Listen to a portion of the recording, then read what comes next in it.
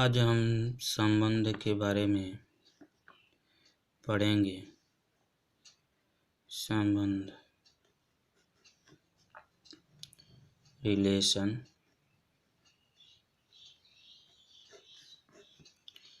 ये आपका विषय है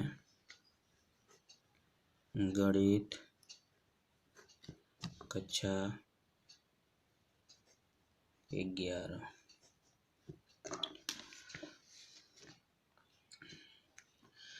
संबंध क्या होता है इसके बारे में इसके पहले वीडियो में बताया गया था कि संबंध क्या होता है।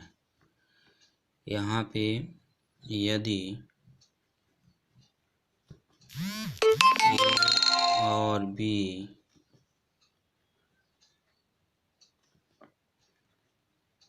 ए और बी कोई दो समुच्चय अगर दिए गए हैं,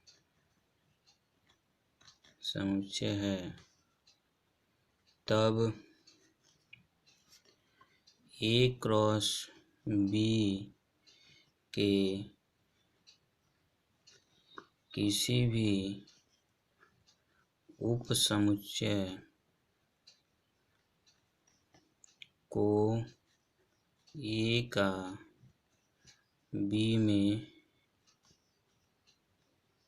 संबंध रिलेशन कहते हैं। ये आपका होता है, जैसे आपके पास दो सेट है ए और बी है, तो यहाँ पे समझने के लिए जैसे हमने यहाँ पे एक ए सेट बना दिया और यहाँ पे बी सेट बना दिया। अगर ए सेट में अगर कोई एलिमेंट दिए गए हैं, जैसे मान लो 1 2 3 दिया गया है, और बी सेट में कोई एलिमेंट जैसे ए बी सी दिया गया है, तो यहाँ पे होता है ए बी के बीच में एक संबंध होता है। संबंध जैसे होता है कि दो परिवारों के बीच में संबंध होता है, जैसे भाई भाई के बीच का संबंध होता है, ठीक है ना।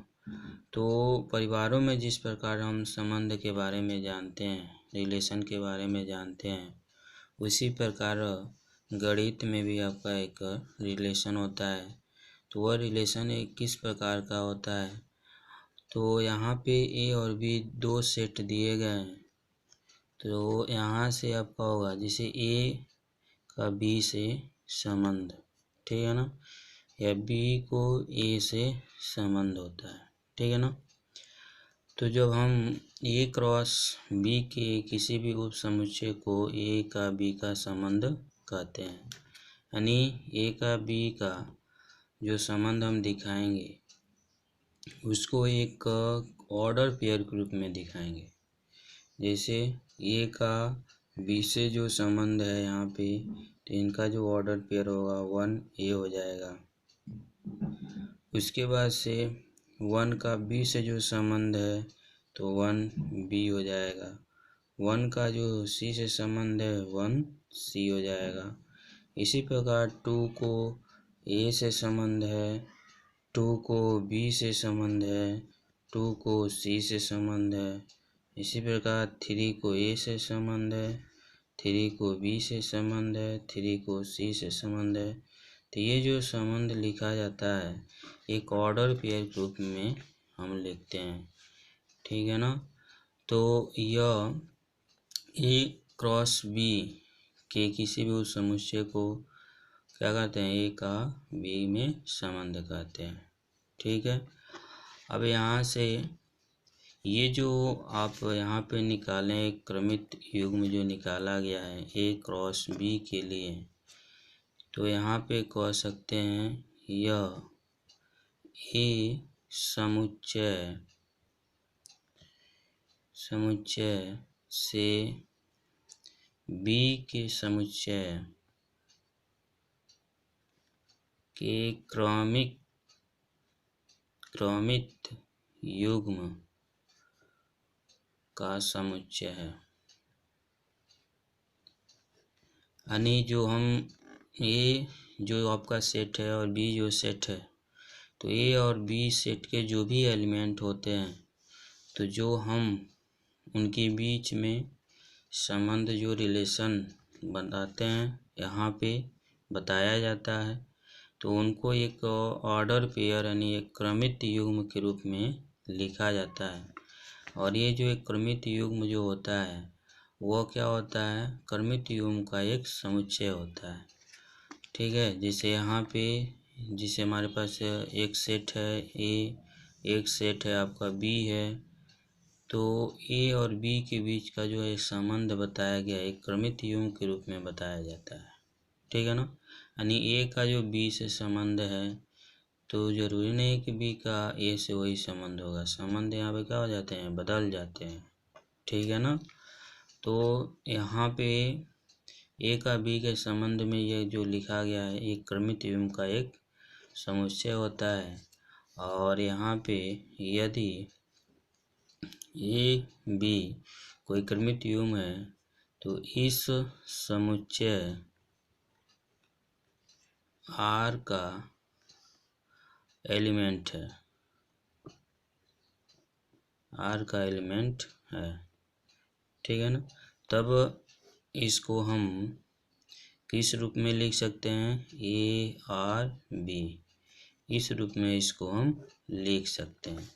इसका तात्पर्य क्या होता है, ए का बी में कोई संबंध है। ठीक है ना, ए का बी में कोई संबंध है, इसका मतलब यही होता है ए का बी में, ठीक है, कोई संबंध है। ठीक है ना, तो यहाँ से अब इसको आप क्या कह सकते हैं, अब यदि कोई क्रमित युग्म है A B belong to R, तो जो ये आपका ऑर्डर पेयर है वो आर में बिलोंग करेगा। ठीक है ना, तो इसका तात्पर्य क्या हो गया कि A B belong to R का तात्पर्य हो जाता है ए का संबंध आर से जुड़ा है। ठीक है ना, इसका तात्पर्य क्या हो जाएगा, ए संबंध आर से जुड़ा है। ठीक है, तो ये आपको समझ में आ गया कि संबंध आपका क्या होता है। संबंध में आपको बताया गया कि यदि ए और बी कोई दो समुच्चय हैं, जैसे यहाँ पे बताया गया ए और बी दो समुच्चय हैं, तब ए क्रॉस बी के किसी भी उप समुच्चय को ए का बी में संबंध कहते हैं। ठीक है, जो यहाँ पे संबंध हम लिखेंगे उनको एक ऑर्डर पेयर के रूप में लिखते हैं, एक क्रमित युग्म के रूप में लिखा जाता है। यदि ए समुच्चय से बी के समुच्चय के क्रमित युग्म का समुच्चय, तो यह जो होता है आपका एक क्रमित युग्म का समुच्चय होता है। ठीक है, यदि ए बी जैसे मान लीजिए हमारा कोई क्रमित युग्म है तो इस समुच्चय आर का क्या है, एलिमेंट होता है। ठीक है, तो इसको हम इस रूप में इसको लिखते हैं, ए आर बी लिखते हैं। इसका मतलब ये होता है ए का बी में कोई संबंध है। ठीक है ना, ए का बी में कोई संबंध है, या अगर यहाँ पे ऐसे लिखा है बी आर ए, तो इसका मतलब बी का ए में कोई संबंध है। ठीक है ना, तो यहाँ से यदि जैसे ए बी जो आपको ऑर्डर पेयर ग्रुप में हम दिखा रहे हैं, तो इसको अगर ये दिखाया जाए कि A B belong to R, तो इसका तात्पर्य ये होता है ये संबंध आर से जुड़ा है। ठीक है ना, ये संबंध आर से बी जुड़ा है, सॉरी बी यहाँ पे लिखे, ये संबंध आर से बी जुड़ा है। ठीक है ना, तो ये आपको समझ में आ गया। अब जैसे मान लीजिए एक एग्जाम्पल के माध्यम से हम इसको समझते हैं। जैसे मान लो कि हमारे पास एक सेट है ए, जिसके एलिमेंट दिए गए हैं 1 3 5 दिए गए हैं। ठीक है ना, तब अगर ए क्रॉस ए निकालते हैं तो 1 3 5 क्रॉस 1 3 5, तब इनको हम एक ऑर्डर पेयर के रूप में इसको हम लिखेंगे। ऑर्डर पेयर ग्रुप में कैसे लिखेंगे, ए और ये आपका ए है, तो 1 3 5 1 3 5। तो यहाँ पे कैसे होगा, ए का 1 का 1 में संबंध हो गया, ठीक है, 1 का 3 में संबंध हो गया, 1 का 5 में संबंध हो गया। तो इनको हम यहाँ पे ऑर्डर पेयर के रूप में लिख लेंगे, ठीक है। 1 का 1 हो गया, 1 3 हो गया, 1 5 हो गया। इसी प्रकार 3 का 1 में संबंध हो गया, 3 का 3 में हो गया, 3 का 5 में हो गया, 3 का 1 में 3 3 और 3 5 हो गया। इसी प्रकार 5 का 1 में संबंध हो गया, 5 1, इसके बाद 5 3 और 5 5। तो इस प्रकार हमने देखा कि कोई एक सेट ए दिया गया है, उस सेट ए का हमने एक क्रॉस ए निकाला। तो यहाँ पे एक ऑर्डर पेयर के रूप में इतना हमको मिला। कितने ऑर्डर पेयर मिले, 1 2 3, यानी कुल ऑर्डर जो पेयर होगा यहाँ पे 9 होगा, ठीक है ना। ये जितना होता है उतना हम क्या करते हैं, आपस में मल्टीप्लाई कर देते हैं, तो उतने ऑर्डर पेयर आपको मिलेंगे। तो ये जो ऑर्डर जो पेयर मिलता है, तो इसमें मुख्य रूप से 2 आपके घटक मिलते हैं। एक घटक जो होता है जिसको हम बोलते हैं प्रथम घटक बोलते हैं, ये आपका प्रथम घटक होता है। जैसे मान लीजिए इसको हम x लेते हैं। एक होता है द्वितीय घटक होता है, द्वितीय घटक होता है जिसको हम y लेते हैं। जैसे मान लो यहाँ पे हमको कोई एक ऑर्डर पेयर मिला हुआ है, जैसे 1 और 1 है, ठीक है ना। तो ये जो 1 जो है ये प्रथम घटक होगा और ये जो 1 है ये द्वितीय घटक होगा। तो यहाँ से जो क्रमित युग्म के जो प्रथम और द्वितीय घटक हैं, तो हम इनमें 3 प्रकार के संबंधों पर विचार करेंगे। वह संबंध किस प्रकार के हैं, आइए अब उसके बारे में आपको हम बताते हैं। यहाँ पे 3 संबंधों पर विचार करें। x less than y, x equal to y, x greater than y। यहाँ पे जैसे इसके पहले आपको एक एग्जाम्पल बताया गया कि मान लो कि हमारे पास एक सेट है ए है जिसके एलिमेंट 1 3 5 है, और इसका जब हम ए क्रॉस ए निकालते हैं तो यहाँ पे 1 3 5 और क्रॉस 1 3 5 इस प्रकार इसको लिखेंगे। और इनके बीच में जो हम संबंध लिखेंगे एक ऑर्डर पेयर के रूप में लिखेंगे। तो अभी इसके जस्ट पीछे आपको बताया गया कि किस प्रकार इसको हम ऑर्डर पेयर के रूप में लिखते हैं। हाँ, 1 3 5 1 3 5। तो 1 का जो ये संबंध इस 1 से होगा, 1 का संबंध 3 से होगा, 1 का संबंध 5 से होगा। इस तरीके से हम एक ऑर्डर पेयर के रूप में यहाँ पे लिख रहे हैं आपको समझाने के लिए। 1 3 1 5, ठीक है। यहाँ से 3 1 3 3 3 5, और इसके बाद से यहाँ से लिख सकते हैं 5 1 5 3 5 5 लिख सकते हैं। तो यहाँ पे देखिए कुल ऑर्डर पेयर कितने हैं, 1 2 3 4 5 6 7 8 9। कुल ऑर्डर पेयर आपके 9 है। चलिए, जो ये ऑर्डर जो पेयर लिखा गया है और इसके बारे में बताया गया कि ये जो ऑर्डर पेयर है इसमें प्रथम घटक और द्वितीय घटक होते हैं। जैसे मान लो यहाँ पे ए और बी लिखा गया है, तो ये आपका प्रथम होता है, ये आपका द्वितीय होता है, ये घटक होते हैं। अब यहाँ से जो यहाँ पे 3 संबंधों पर विचार हमको करना है, x less than y, x equal to y, x greater than y। इन 3 संबंधों पर आपको विचार करना है। तो इन 3 संबंधों पर विचार हम किस प्रकार देखेंगे, चलिए इस पर हम विचार करते हैं। यहाँ पे पहला जो ऑर्डर पहले संबंध के लिए देखते हैं कि x लेस देन y के लिए देखते हैं। तो इसका मतलब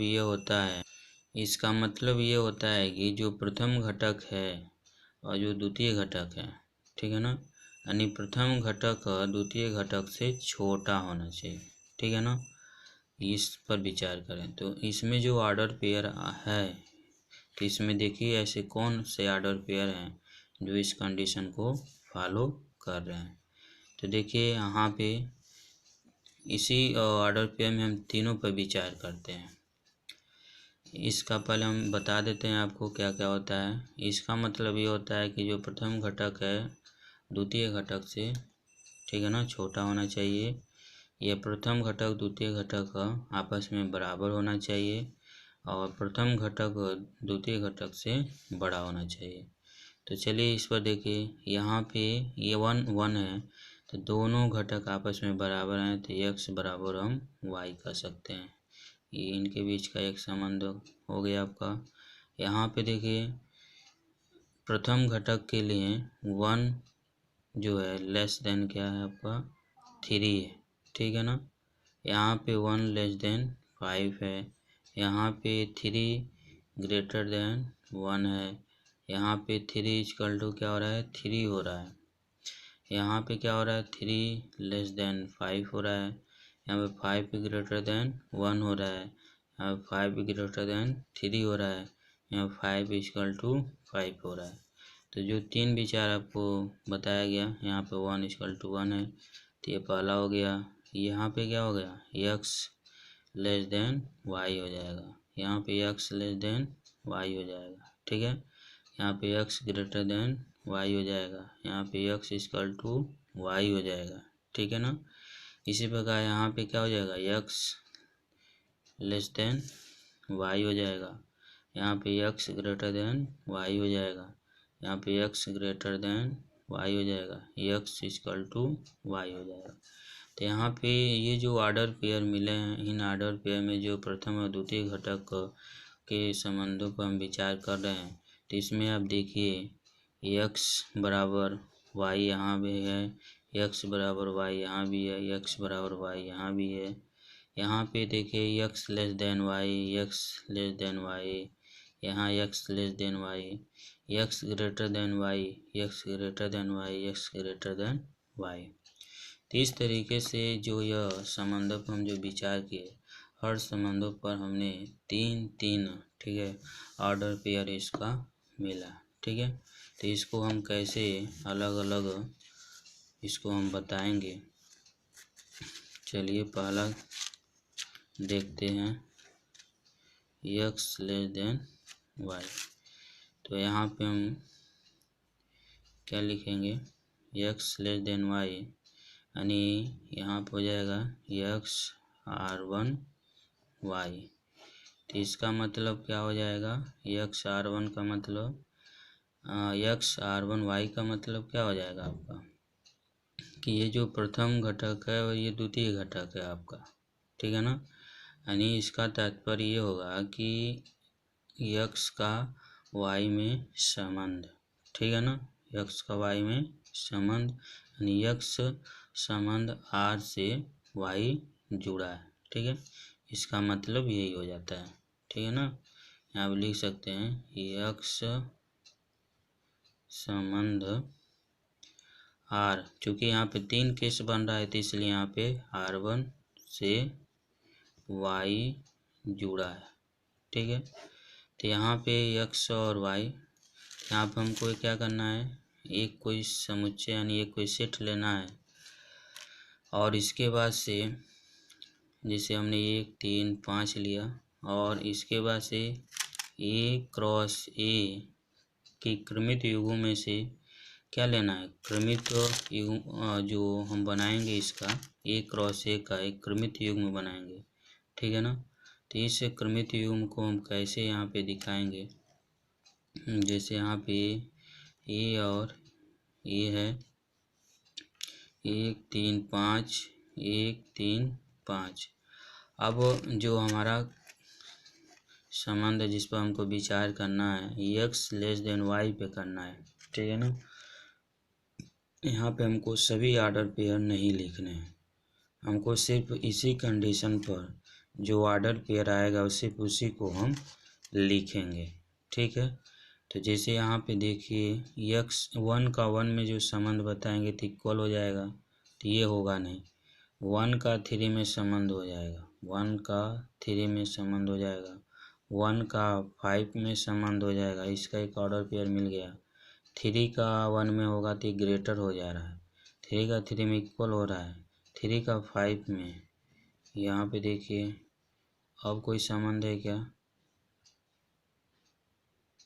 तो यहाँ पे आपको उस क्रमित युग्म को आपको सिर्फ लेना है, ठीक है, जो प्रथम घटक द्वितीय घटक से छोटा, ठीक है ना। तब यहाँ पे जो ये क्रमित युग्म होगा 1 3 1 5 और 3 5 होगा। इसमें आप देख सकते हैं कि सभी जो प्रथम जो घटक हैं द्वितीय घटक से छोटे हैं, ठीक है ना। तो तब यहाँ से आप क्या लिख सकते हैं? क्रमित युग्मों का समुच्चय, क्रमित युग्मों का समुच्चय। तो इसको R1 लिया गया है बराबर, यहाँ पे क्या लिखेंगे 1 3 1 5 3 5 लिखेंगे, ठीक है। यहाँ पे जो ये लिखा गया है R1 जो क्रमित युग्म का जो समुच्चय लिखा गया है, तो इसका मतलब ये होता है कि जो समुच्चय जैसे यहाँ पे हमने A क्रॉस A के लिए निकाला गया है, जो ऑर्डर पेयर निकाले गए, ठीक है। अब इन ऑर्डर पेयर को उनके क्रमित युग्म के समुच्चय के रूप में यहाँ पे लिखा गया है, तो इसको बोलते हैं जो समुच्चय A क्रॉस A का क्या होता है? उप समुच्चय है, ठीक है ना। A क्रॉस A का क्या होता है? उप समुच्चय होता है। इसको हम R1 उप समुच्चय लिखते हैं। यहाँ पे क्या लिखेंगे? A क्रॉस A लिखेंगे इस तरीके से इसको, ठीक है ना। तो यह पहला आपका केस है, ठीक है, जिसमें आपको संबंधों पर विचार करना था कि x लेस देन y, जहाँ पे आपको बताया गया कि इसका तात्पर्य क्या होगा कि x R1 y यानी x संबंध R1 से y जुड़ा है, ठीक है। तो इसका तात्पर्य यही होता है। यहाँ पे क्या करेंगे, हम कोई एक सेट लेंगे जिसका हम A क्रॉस A का क्रमित युग्म जो ऊपर यहाँ पे बताया गया, ये जो A क्रॉस A का जो क्रमित युग्म बताया गया, इस क्रमित युग्म में से हमको ऐसा क्रमित युग्म लेना है जो प्रथम घटक द्वितीय घटक से क्या हो? छोटा हो, ठीक है ना। सिर्फ हमको उसी क्रमित युग्म को यहाँ पे लिखना है। तो हमने यहाँ पे लिख लिया है 1 3 1 5 3 5। तो क्रमित युग्म का जो समुच्चय यहाँ पे मिला, तो यहाँ पे लिखेंगे R1 1 3 1 5 3 5, ये क्रमित युग्म का एक समुच्चय हो गया। तो यहाँ पे कह सकते हैं जो समुच्चय A क्रॉस A का क्या होता है? उप समुच्चय, ठीक है ना। तो इसको यहाँ पे हमने इस तरीके से इसको दर्शा दिया, R1 सबसेट और इक्वल A क्रॉस A, ठीक है। अब दूसरा हम देखते हैं x इक्वल टू y का। इसमें भी हम संबंध देखने के लिए x R2y, ठीक है, इसका जो हम तात्पर्य इसके पहले भी बता चुके हैं, ठीक है, पहले केस में। अब यहाँ पे हम A क्रॉस A का हम जो भी ऑर्डर पेयर लिखेंगे, उन ऑर्डर पेयर में कंडीशन क्या होना चाहिए कि जो प्रथम घटक और द्वितीय घटक है वो आपस में बराबर होना चाहिए। ऐसे हमको ऑर्डर पेयर यहाँ पे लिखने हैं। जैसे 1 3 5 है, 1 3 5 है, तो इनके बीच में जो संबंध यानी जो संबंध जो ऑर्डर पेयर दिखाते हैं, उन ऑर्डर पेयर में हमको ऐसे ऑर्डर पेयर लिखने हैं जो प्रथम और द्वितीय घटक आपस में बराबर हो।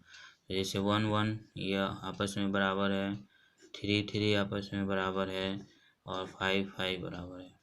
ये सिर्फ 3 ही आपके क्रमित युग्म मिलेंगे। अब इन जो 3 क्रमित युग्म जो मिल रहे हैं, इन्हीं 3 क्रमित युग्म का हम जब समुच्चय लिखते हैं R2, तो यहाँ पे 1 1 3 3 और 5 5 यही लिखते हैं। तब यहाँ से कहेंगे कि जो समुच्चय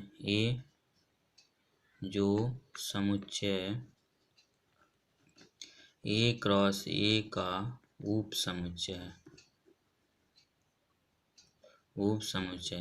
तो इसको R2 वो सबसेट और इक्वल ए क्रॉस ए दिखाते हैं। ठीक है ना। तो ये दूसरा आपका केस था, यानी दूसरा जो संबंध है उस पर यह विचार किया गया है। ठीक है ना। अब इसके बाद से आपका आता है तीसरा जो x ग्रेटर देन y। तो यहाँ भी x R3 लेंगे, y लेंगे, तो इसका भी तात्पर्य आपको बताया गया। अब यहाँ भी हम ए क्रॉस ए के लिए निकालेंगे। जैसे हमारे पास ये जो सेट है ए का ही ए क्रॉस ए निकाला जा रहा है 1 3 5।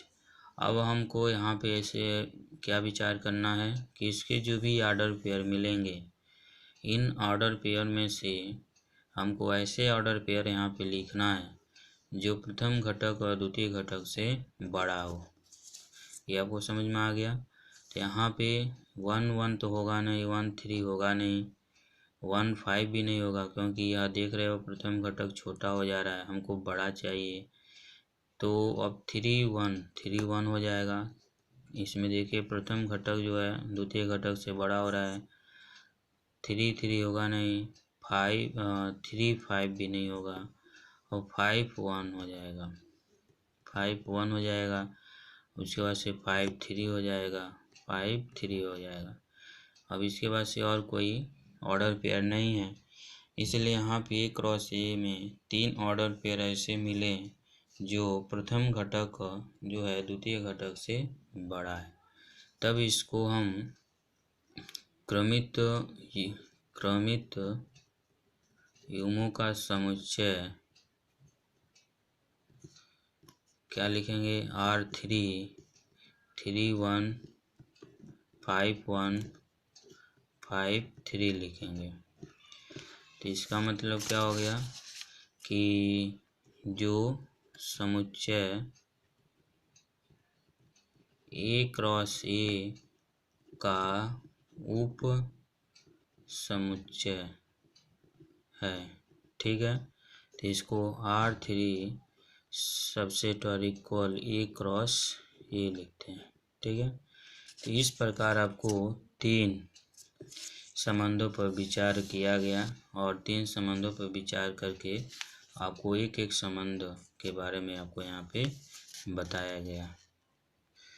जो आपको ये 3 संबंध पर विचार किया गया, तो यहाँ पे आप देखें तीनों को अगर एक जगह हम लिखते हैं, यहाँ पे देखिए, यहाँ पे हम लिख रहे हैं। पहला जो केस आपका बना था R1 सबसेट और इक्वल ए क्रॉस ए, R2 सबसेट और इक्वल ए क्रॉस ए, और R3 सबसेट और इक्वल ए क्रॉस ए। यह 3 विचार आपको बताया गया। पहला जो था x लेस देन y का था, दूसरा x इक्वल टू y का था, और x ग्रेटर देन y का था। इसमें आपने देखा कि ए क्रॉस ए का हमने जो भी ऑर्डर पेयर लिखे, उसमें हम सिर्फ उसी ऑर्डर पेयर को लिखे जो प्रथम घटक द्वितीय घटक से छोटा था, और ए क्रॉस ए यानी दूसरे केस में हम सिर्फ उसी ऑर्डर पेयर को लिखे जो प्रथम घटक द्वितीय घटक आपस में बराबर थे। तीसरे केस में हमने देखा कि हमने ए क्रॉस ए का सिर्फ उसी ऑर्डर पेयर को लिखा जो प्रथम घटक द्वितीय घटक से बड़ा था। ठीक है ना। तब यहाँ से हमने इनके बीच में यह एक संबंध दिखाया गया था कि R1 सबसेट और इक्वल ए क्रॉस ए, यानी जो क्रमित युग्म का जो समुच्चय मिलता है, तो जो समुच्चय ए क्रॉस ए जो होता है वो क्या होता है, उप समुच्चय होता है। ठीक है ना। तो उसी रूप में यहाँ पे लिखा गया है। अतः यहाँ से कह सकते हैं एक संबंध जो R समुच्चय, अतः एक संबंध R समुच्चय ए के साथ ए क्रॉस ए के कार्तीय गुणनफल का उपसमुच्चय है, उपसमुच्चय है। यानी यहाँ पे देखें, यहाँ पे ए क्रॉस ए, ठीक है।